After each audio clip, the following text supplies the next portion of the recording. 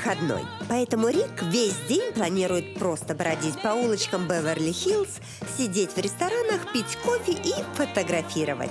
И несмотря на то, что выглядит он как типичный турист, с самой обычной камерой одна его фотография может стоить и 20, и 50, и 60 тысяч долларов. Просто Рик – профессиональный папарацци. Добро пожаловать в Лос-Анджелес. Это «Жизнь других».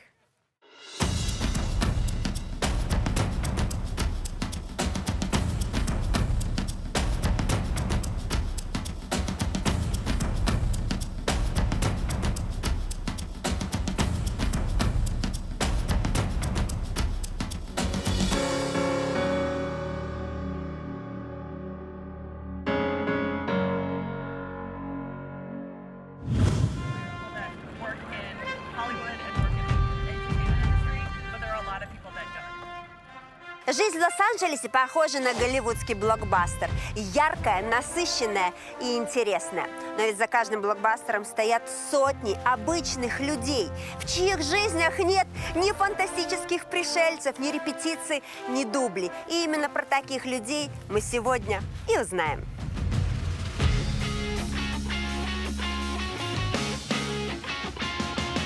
Лос-Анджелес называют городом американской мечты. Именно за ней сюда приезжают миллионы людей со всей планеты. Признаться честно, за этим приехала и я. Ну, просто чтобы понять, что же это такое, а потом уехать. Если бы я родилась в городе мечты, то, возможно, жила бы в семье Моники Галлегас в небольшом доме недалеко от Аллеи звезд. Мой муж, Марио, был бы профессиональным актером. Оба сына школьного возраста актерами начинающими. Да что там, даже мой кот иногда снимался бы в рекламе. А возможно, я и сама играла бы в кино. Была бы начинающим актером, как Саммер. То есть у меня были бы роли в никому неизвестных артхаусных фильмах, на съемках которых я бы толком ничего не зарабатывала. Поэтому в промежутках между кастингами работала бы официантом в простеньком кафе, мечтая стать настоящей звездой Голливуда. Но если бы я родилась в семье всемирно известного актера и номинанта на Оскар Эрика Робертса, то наверняка была бы его родной сестрой. Пусть и зовут меня совсем не Джулия Робертс. Но независимо от того, насколько успешными актерами были бы мои родственники, я бы в любом случае родилась под усиленной охраной. Ведь при входе в обычный роддом Лос-Анджелеса вполне может стоять рамка металлоискателя, а сумку посетителя проверять охранник. Строго и внимательно, как в аэропорту. В остальном же клиника и сами роды практически не отличаются от европейских. Просторные палаты, вежливые врачи и никакой диеты. Если роды прошли без осложнений, то мы оставляем роженицу в клинике на 2 дня. За это время медсестры учат ее обращаться с ребенком, если это ее первый ребенок. А по несколько раз в день приходит специалист по лактации, который рассказывает и показывает, как правильно кормить ребенка. Далее женщину выписывают, и ее ждет 6 недель декретного отпуска. Если же рожать без страховки, то стоить такое удовольствие будет $3600. Однако практически у каждого человека в Соединенных Штатах медицинская страховка есть.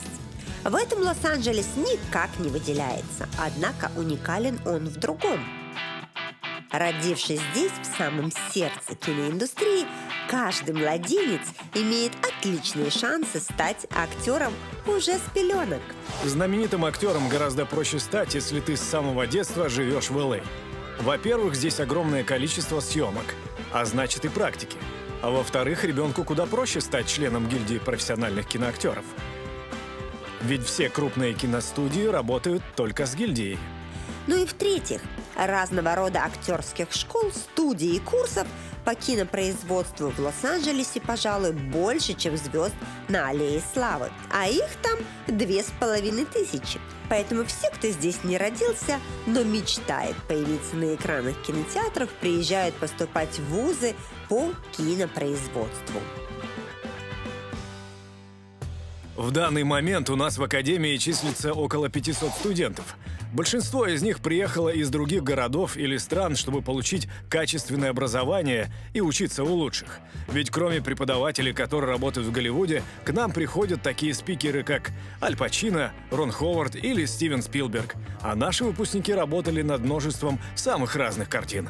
От фильмов «Хищник» и «Человек-паук» до сериалов «Игра престолов» и «Очень странные дела». Чтобы получить степень бакалавра, учиться нужно 4 года.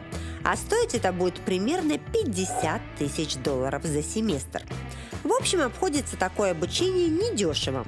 Но ведь за мечту нужно платить. На то она и американская.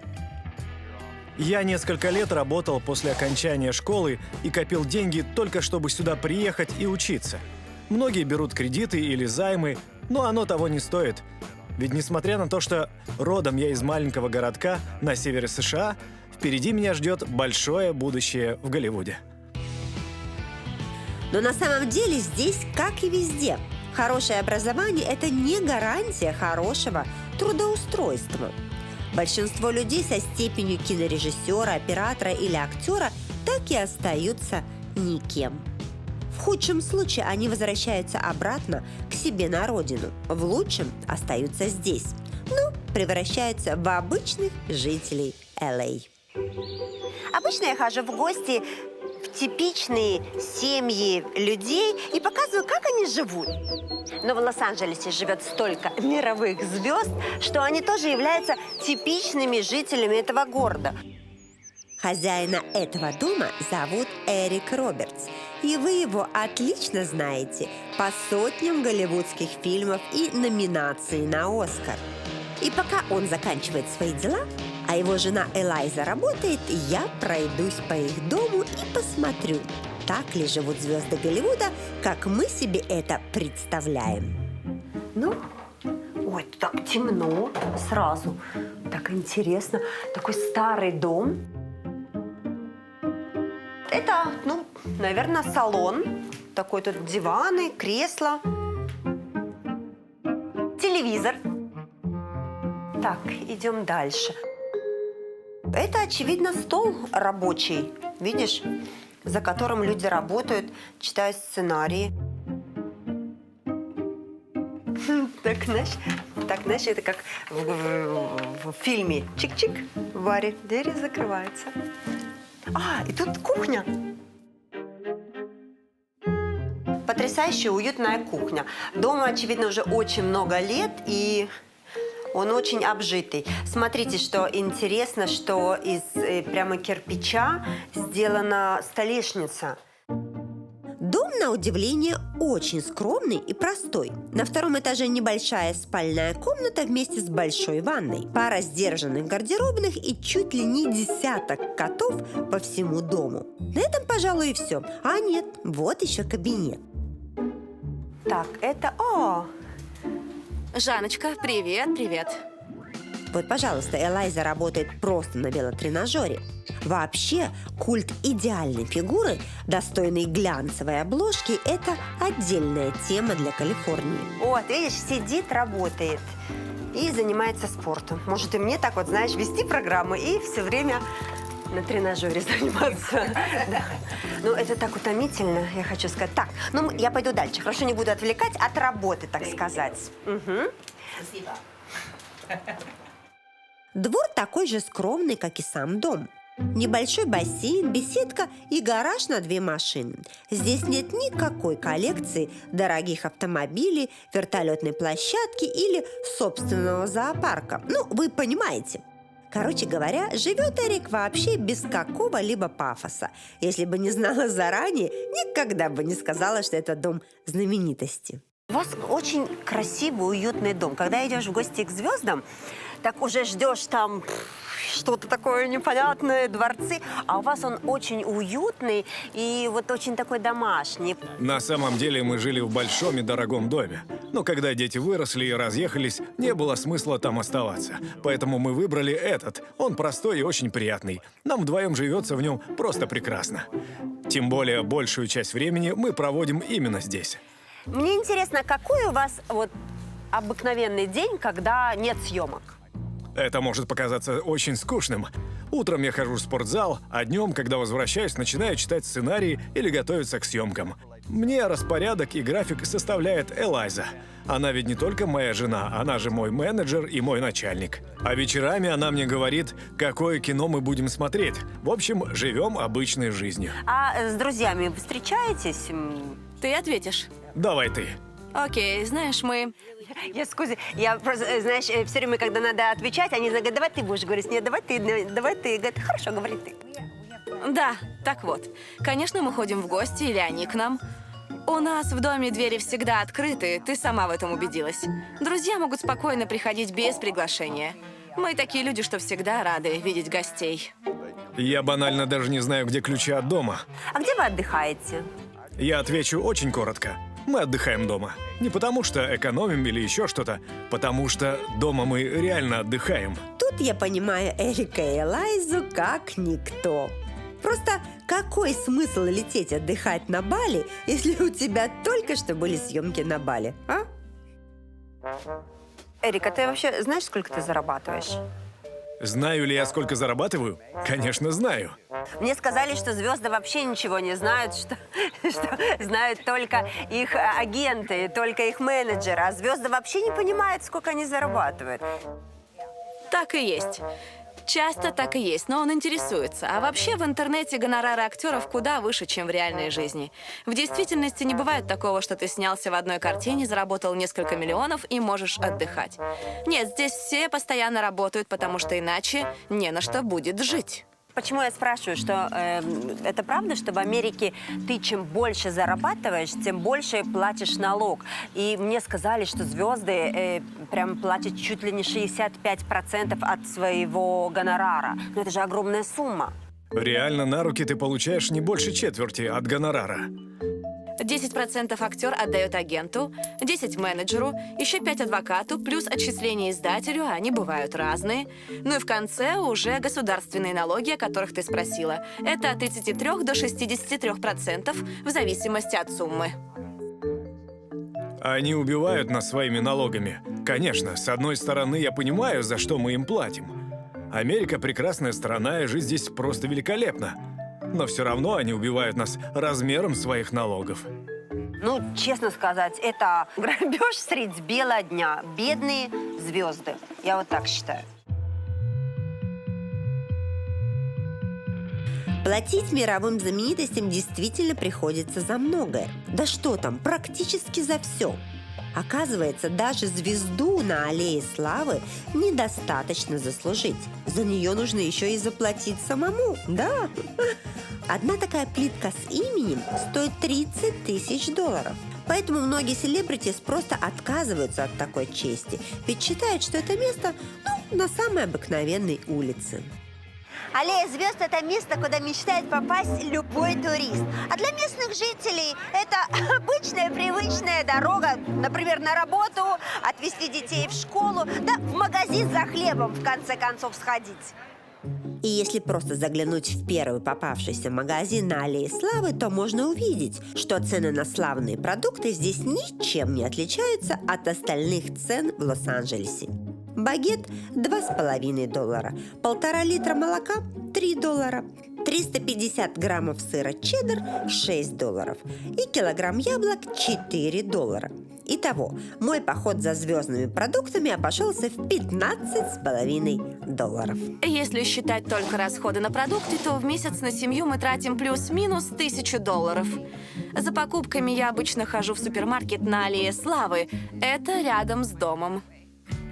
Однако, как бы банально Аллея Славы не выглядела, миллионы начинающих актеров спят и видят на ней свое имя.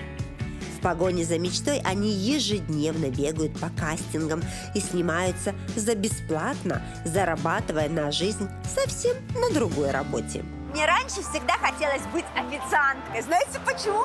Потому что я смотрела американские фильмы, и в них она работает официанткой, и тут к ней в ресторан приходит продюсер или режиссер, и тут она уже бабах, и голливудская звезда снимается в кино. Мне стало очень интересно, правда ли в Лос-Анджелесе любой официант может стать актером и сниматься в Голливуде. Идем узнаем.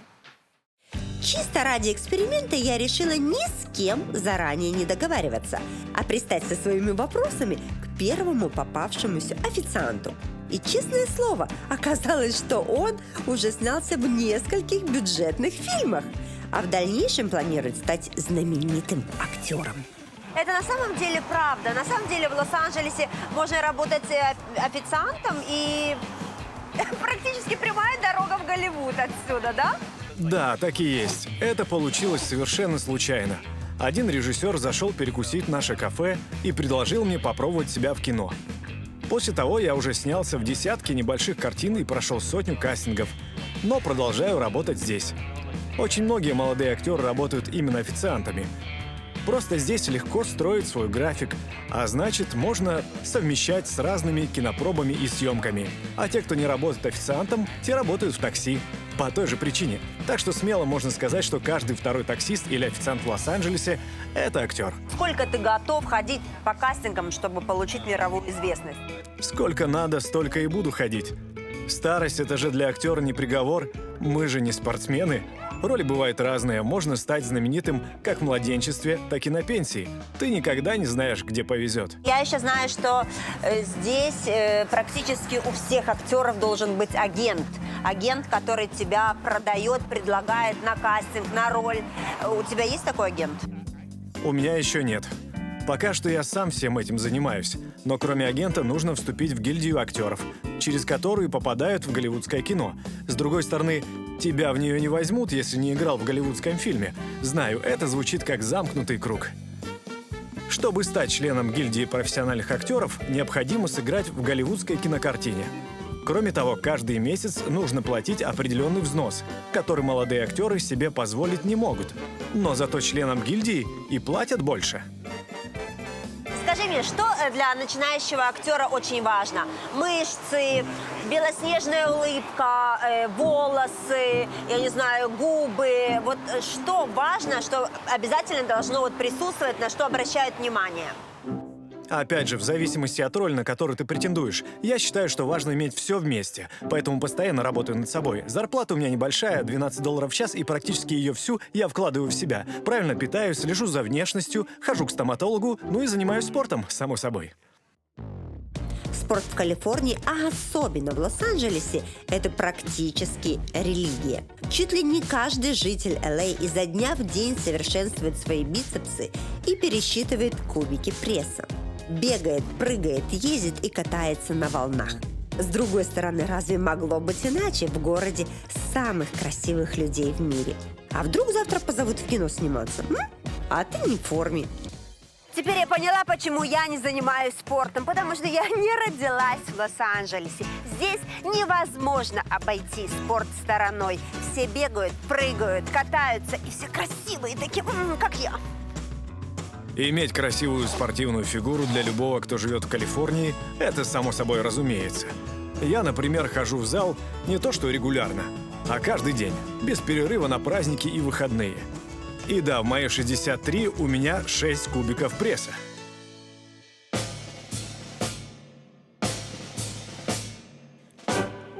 Но нужно отметить, что любовь к спорту связана не только с кино.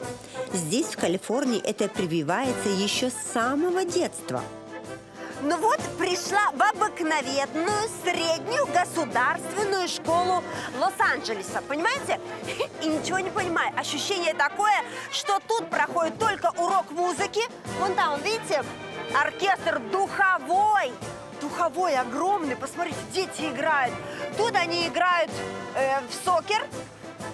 Ну, это по-нашему футбол, да, вы понимаете. А там черлидеры, девочки все вот эти, помните, вот, которые там танцуют. И, в общем, короче, ничего не понимаю. Еще и баскетбол. Вон мальчишки баскетбол играют. То есть один сплошной спорт и музыка. Конечно, у школьников в Лос-Анджелесе есть и все привычные для нас уроки. География, история, математика. Короче говоря, все, кроме одного. Угадайте, какого? Правильно, физкультуры. Такого предмета, как физкультура, у нас не существует. Следовательно, нет никаких нормативов или оценок за те или иные упражнения. Мы считаем, что для того, чтобы ребенок полюбил физкультуру, он должен сам себе выбрать тот вид спорта, который ему нравится. Странно, помню, в американском кино я лично видела, как местные школьники сдают нормативы по физкультуре. Но если сам директор школы говорит «нет», то значит «нет». Занятия давно закончились, и, в принципе, дети могут уезжать домой. Но тех, кого родители еще не забрали, не занимаются ерундой, не сидят в телефонах, планшетах, а решили физически подвигаться и потанцевать. Супер! Уроки в местной школе начинаются в 7:45. Школьники делятся не по возрасту, а по успеваемости. То есть, если по возрасту ребенок должен быть в 6 классе, но по знаниям, скажем, истории давно опережает 6 класс, то на уроки истории будет ходить со старшеклассниками. Книги для обучения здесь выдаются бесплатно, но в последние годы ними пользуются все меньше. Школа переходит в цифровую плоскость. Каждому ребенку на весь учебный год выдается личный ноутбук. И именно там хранится вся информация, а не в школьных ящиках, как раньше. Мы часто видим в фильмах, как американские школьники приходят в свой шкафчик и тут что-то складывают, достают. У них тут свой целый мир, так сказать, понимаешь? Но оказывается, во многих государственных школах Америки этих шкафчиков давно уже нет. И вот эти уже 20 лет, представляете, как вообще не работают. На это есть несколько причин. Во-первых, там хранили какие-то запрещенные моменты. Не будем мы сейчас вдаваться в подробности. Во-вторых, воровали в них. А в-третьих, столько много информации уже в интернете, что эти шкафчики без надобности, книги там хранить не нужно. Поэтому вот так вот уходит это уже в прошлое. Не знаю, как вам, а лично мне внутренний двор американской школы чем-то напоминает военную базу. Как будто плац, а вокруг бараки. Но вот отношение к школьной дисциплине нельзя назвать армейским. С одной стороны, все довольно демократично. Никакой школьной формы у нас нет. Татуировки мы тоже не запрещаем, как и макияж. Если девочка хочет, скажем, ходить с накрашенными глазами, пусть ходит. Ну или мальчик. Но с другой стороны, за мелкие для нас проступки, типа списывания, здесь наказывают куда более строго. Одну американскую школьницу по имени Моника уже 3 раза выгоняли со школы. Первый раз за то, что она хамила учителю, второй раз за то, что она подралась с девочкой, третий раз за то, что она списывала на уроках. Представляете, теперь она учится уже в 4-й школе. И, надеюсь, она уже поумнела, и из этой школы уже ее не выгонят, потому что иначе дальше ей светит только домашнее обучение. Да, вот такая она американская система образования. Боже, как интересно. Впрочем, в домашнем обучении нет ничего страшного. Больше скажу, практически все дети голливудских звезд занимаются именно по такой системе. Вся разница в том, что не ты ходишь в школу, а школа приходит к тебе. Конечно, без коридоров и одноклассников, а только в виде одного учителя, который и занимается с тобой индивидуально. После выпускного, который в Лос-Анджелесе, кстати, проводится в Диснейленде, большинство школьников мечтает получить достойное высшее образование и освоить престижную профессию. И даже если она на первый взгляд будет никак не связана с Голливудом, то на деле окажется, что связана и еще как. С чем у вас ассоциируется Голливуд, американец? Ну вот подумайте. Конечно же, голливудская улыбка. Ну вот каждый ли американец себе может позволить голливудскую белоснежную улыбку? Сегодня мы это все и узнаем. Если не брать во внимание работу в кинопроизводстве, то престижной в Эллей считается профессия врача, а лучше стоматолога. Если молодой врач будет зарабатывать $250 тысяч в год, то стоматолог все 300.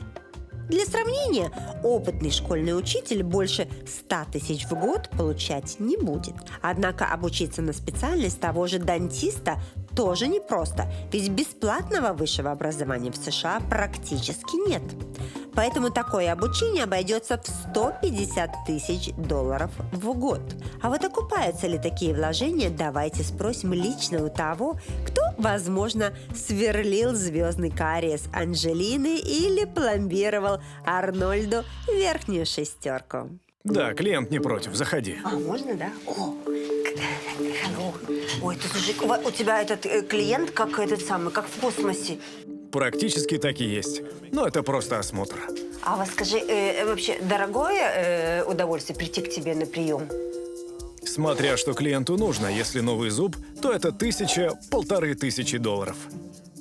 1500 один зуб, 32 зуба, это же машина практически.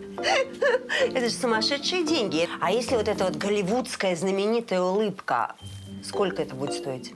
Я назвал тебе минимум, а дальше цена зависит от имени врача и расположения клиники. Если пойдешь к профессору в Беверли-Хиллз, то можно и 10 тысяч за зуб выложить. О, мама мия. Ну ты же понимаешь, улыбка здесь гораздо важнее машины. Твои зубы – это первое, что тебя презентуют. А скажи мне, а вот простые жители Лос-Анджелеса, они делают себе белоснежные зубы, вот эту вот именно знаменитую голливудскую улыбку, или это делают только звезды себе? Конечно, Аллея – это столица красивых, город американской мечты. Здесь же каждый бредит стать актером. А значит, ему нужна красивая кожа, шелковистые волосы, спортивное тело и, конечно же, зубы. Как неотъемлемая часть этого комплекта. Наверное, только в Калифорнии таксист может вкладывать больше денег в зубы, чем в свою машину. Даже если для него это дорого, все равно сделает в кредит. Скажи мне, я знаю, что вот раньше зубы должны были просто быть белоснежные, как холодильник. А вот теперь как будто говорят, что они должны быть такие более натурального цвета. Это правда? Да, раньше так было модно. Но сейчас оттенок принято подбирать под цвет кожи индивидуально каждому. Теперь в моде натуральность. Пусть она и искусственная. А скажи мне, и говорят еще очень модно, что вот между двумя передними зубами, если есть щербинка, то это молодит. Но если считать, что кусок застрявшего салата между зубов молодит, тогда правда. Если честно, некоторые звезды это и правда делают, чисто для имиджа. Но за ними ведь следит целая команда. Поэтому обычным людям я бы не рекомендовал такое делать. Это да, это точно. А звезды какие-то приходят к тебе делать? На этот вопрос я не могу ответить. Это же строго конфиденциально. Если назову чье-то имя, ко мне больше никто и никогда не придет. Тут дело даже не в звездах. По закону нельзя говорить ни о ком вообще, даже если это мой сын. Если вы планируете путешествие в Лос-Анджелес, я рекомендую компанию Top Riders. Это профессиональный организатор деловых и семейных поездок по США. Консьерж-сервис VIP-класса, который воплотит все ваши пожелания, а также окажет визовую поддержку с записью на собеседование в Москве и Европе. Доверьте им свои путешествия. Сохраните время, нервы и деньги. Честно говоря, я уже даже немного устала от всей этой конфиденциальности, звездной тематики и Голливуда, поэтому решила заглянуть в гости к обычной калифорнийской семье, в обычный калифорнийский дом. И познакомилась с Моникой, которая занимается косметикой и живет в небольшом доме с мужем и 2 детьми. Привет. Заходи. Так, ну что, вот мы в типичном американском доме. Так сюда хотела попасть. О, слушай, а что, у вас нет штор туда? Или вы закрываете вот эти? Нет, не закрываем. Окно выходит на запад, поэтому мы каждый день любуемся закатом. А, то есть вы смотрите на закат, а все, кто ходит, смотрят на вас. Да, нам нечего прятать. Ну, немножечко темно, да, у вас так? Ну, это как-то в зале, да? Дорогой свет у вас? В Элайзее все дорогое, электричество в том числе. Но мы платим, я не знаю, примерно $200 в месяц. Так, идем дальше. Значит, это у нас что, наверное, столовая, да? Тут вы завтракаете, обедаете, да? Да, здесь мы едим. Здесь же парни делают уроки или готовятся к съемкам. Они у меня оба профессиональные актеры, так же, как и мой муж. Снимаются и в сериалах, и в рекламе. Ну вот тебе и пришла в обычную семью. Откуда ни загляни на жизнь в Лос-Анджелесе, все равно увидишь актера. Видимо, придется просто смириться, что этот стереотип таки остается стереотипом. Но с Моникой принципиально буду говорить только на простые бытовые темы. Скажи мне, а это ваш дом или вы его арендуете? Арендуем, но мы уже подкопили денег и планируем покупать свой. Нам просто хочется остаться в этом районе, а дом здесь стоит 1,5–2 миллиона долларов. Этот район считается хорошим, поэтому только за аренду мы отдаем почти 3,5 тысячи в месяц. А ведь тут у нас не так много места. 2 комнаты, гостиная и кухня. Тогда идем смотреть дальше. Это моя кухня. Я обычно много готовлю мальчикам в школу, да и в остальное время мы едим в основном дома. А ну, скажи мне, это же не типично для американской семьи постоянно готовить? Да нет, на самом деле как раз американцы много готовят дома. А вот калифорнийцы, особенно те, кто живет в Лос-Анджелесе, чаще ходят по ресторанам. Но это просто потому, что здесь множество очень вкусных заведений. Мы сами по выходным обычно едим где-нибудь вне дома. Хорошо, ну идем дальше, посмотрим, что еще у вас есть. Это наша с мужем спальня, как по мне, она очень уютная. Моника, скажи мне, пожалуйста, ведь в Элайзее есть землетрясение. У вас есть какие-то правила или что первое надо делать, если вдруг начинается землетрясение? Да, они правда бывают. Начинаются внезапно, и это довольно страшно, я тебе скажу. Важно держаться подальше от стены, как можно быстрее выйти на улицу.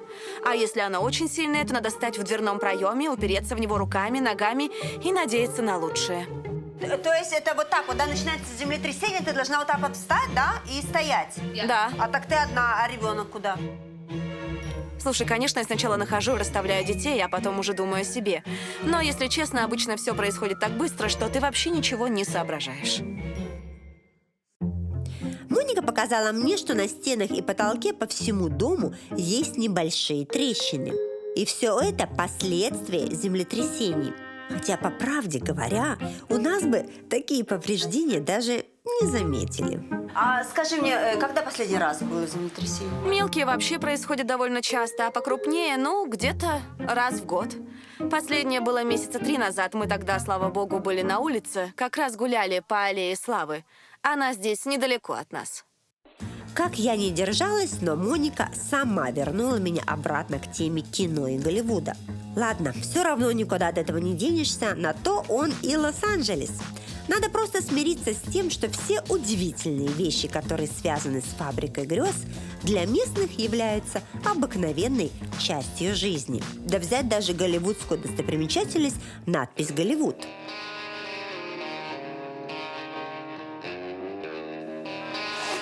Эти буквы появились еще в 20-х годах прошлого века. И изначально они никак не были связаны с кино. Это была просто реклама нового жилого района. А уже потом надпись начали снимать в разных фильмах. Так и появилась прямая ассоциация с фабрикой грез. Сейчас ее содержание и ремонт обходятся нам примерно в 150 тысяч долларов в год. В основном эти деньги дают голливудские знаменитости в качестве благотворительных взносов. И действительно, если бы достопримечательностям давали Оскара, то надпись «Голливуд» совершенно точно получила бы ее первой. Это наверняка самые фотографируемые буквы на Земле. Однако интересны они в первую очередь туристам. Никакой уважающий себя папарацци их снимать не будет. Ведь в отличие от знаменитостей, с надписью не случается никаких скандалов или конфузов. Значит, и денег она принести не может. А деньги папарацци любят больше всего. Не подумайте, что я наговариваю, нет. Об этом мне рассказал Рик, один из лучших представителей этой неоднозначной профессии. Кстати, сегодня он уже вышел на охоту. Привет, Рик. Привет. Как дела твои? Давно ты стоишь? С 6 утра. Да ладно, ты серьезно, в такую жару. Кто был сегодня? Расскажи, уже кого-то встретил? Пока никого, на ком можно было бы сделать деньги. Это знакомый твой, да? Это тоже папарацци, типа мой конкурент. Но он тебя фотографирует, ты ему нравишься, наверное. Нет, это он меня так троллит. Типа, у Рика нет никакой работы, Рик просто стоит и болтает. Но это все клоунада, он все равно меньше меня заработает. Методы этого парня устарели, понимаешь? Он всегда сидит в машине, прячет камеру, всех шарахается. Какой в этом смысл в современном мире? Я вот взял, открыто подошел к звезде и снял все, что надо. Также на тебя реагируют куда более положительно. Думать надо, понимаешь? Это как в игру играть. Хорошо, и ты вот поймал какую-то звезду, предположим, сфотографировал ее. И что дальше? Что ты делаешь с этими фотографиями? Как ты зарабатываешь? Как только я снял что-то интересное, то тут же загружаю это фото в специальную онлайн-библиотеку и выставляю цену. А любой желающий может купить фотку. Здесь главное быть первым на месте, первым снять и первым выложить снимок. Только тогда ты заработаешь. Слушай, а скажи мне, а от чего зависит тогда цена фотографии? В первую очередь от истории. Например, если знаменитость просто вышла из машины, это никому не интересно. А вот если она вышла из магазина с пакетами, это уже можно продать как рекламу, понимаешь?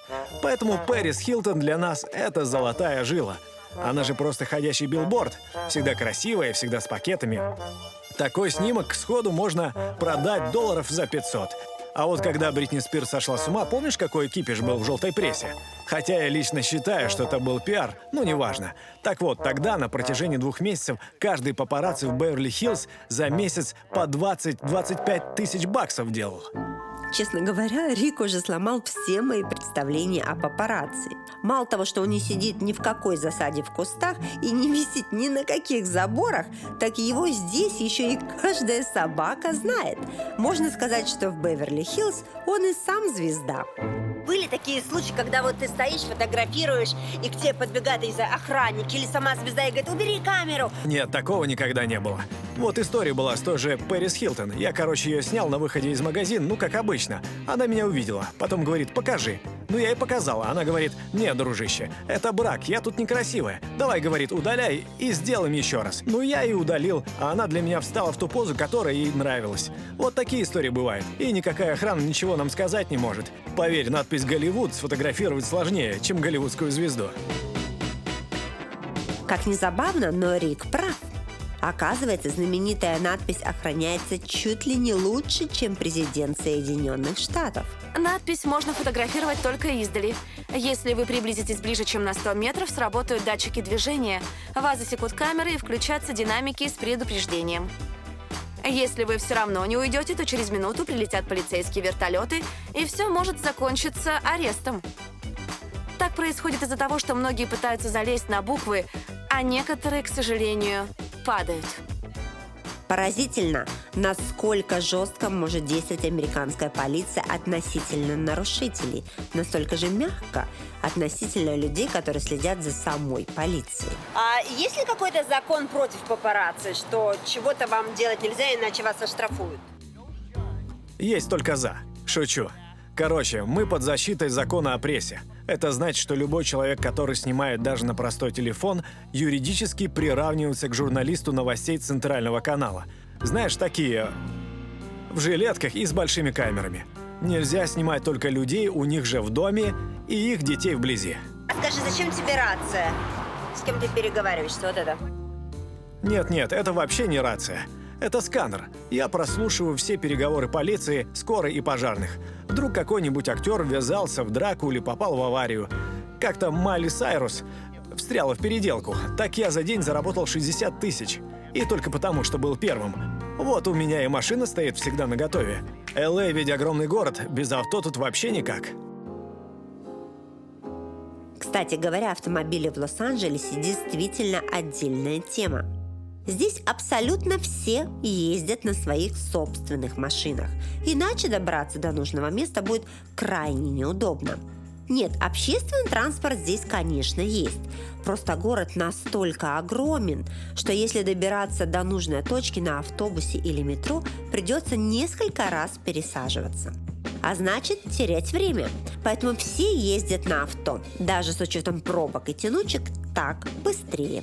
Причина тому сама структура Лос-Анджелеса. С высоты город выглядит как гигантский плед в клеточку. Это 1000 одинаковых квадратных кварталов, которые здесь называют блоками. Эллей состоит из десятков маленьких и похожих друг на друга городков, которые когда-то срослись в один гигантский мегаполис. Санта-Моника, Инглвуд, Беверли-Хиллз, Западный Голливуд, Восточный Голливуд, Комптон, Пасадена и так далее. Такого понятия, как центр города, здесь вообще нет. Есть просто множество районов, которые соединены, пожалуй, самой сложной системой хайвеев и развязок в США. Именно эти бетонные трассы чаще всего и видит обычный житель Лос-Анджелеса, когда едет, да куда бы он ни ехал. Я надеюсь, что лет через 30 человечество наконец-то изобретет летающие автомобили, тогда мы сможем нормально передвигаться по Лос-Анджелесу. Потому что сейчас, если попадешь хотя бы в одну пробку, то до работы доберешься уже на пенсии. А на пенсию в США выходят в 67 лет. И этот возраст постоянно увеличивается. Все потому, что увеличивается и продолжительность жизни. Как же живется пенсионерам в Лос-Анджелесе, я решила спросить у Лилы, которая живет в специальном доме престарелых для работников киноиндустрии. Она всю жизнь писала сценарии, а сейчас в свои 95 освоила новую профессию. Угадайте, какую? Ну, конечно, она актриса. Ну, давайте хотя бы здесь не будем об этом. Вы давно тут живете? Конкретно здесь только 2,5 месяца, но раньше я жила в другом месте, очень похожем на это. А почему вы сюда переехали? Этот дом специализированный только для тех, кто не менее 20 лет работал в индустрии кино. Так что мне здесь интереснее и веселее, ведь у всех тут общие интересы. Ну и условия здесь хорошие. Условия жизни у Лилы и правда не хуже, чем в дорогом отеле. 2 просторные комнаты с милым интерьером, небольшая кухня, балкон и звездные пенсионеры по соседству, имена которых называть, естественно, нельзя. Чем вы тут занимаетесь? Вот вы просыпаетесь, и какой вот у вас распорядок дня? Ой, здесь полно разных клубов по интересам, кружков, есть спортзалы, разные процедуры. Обычно все проводят время там, но у меня немного другой распорядок, ведь я продолжаю работать радиоведущей и иногда снимаюсь. В общем, каждый развлекается по-своему. А дети помогают пенсионерам в Америке? Помогают, но не сказать, что часто. Не потому, что не хотят, потому что у нас, американцев, менталитет такой. Каждый должен думать за себя сам. Я вот, например, плачу за себя свои собственные деньги. Это приблизительно 50 тысяч в год. А вам вот жилось лучше до пенсии или сейчас на пенсии? О, это философский вопрос. Попробую ответить коротко, но вряд ли получится. Сейчас я на самом деле живу хорошо. Это прекрасное место. Тут очень мило и уютно, мне всегда помогают и даже развлекают, если мне станет скучно. Но в молодости у меня было меньше денег, но больше сил и больше здоровья. А ведь Лос-Анджелес – это вечно молодой город. Здесь все красивые, все постоянно бегут. В молодости я могла спокойно пробежать десяток кварталов просто так, просто потому что хочется. Поэтому я скажу, что лучше все-таки быть молодым. Каким бы огромным ни был Лос-Анджелес, дорога у его жителей практически всегда одна. И пусть ведет она не всегда к славе, но всегда в Голливуд.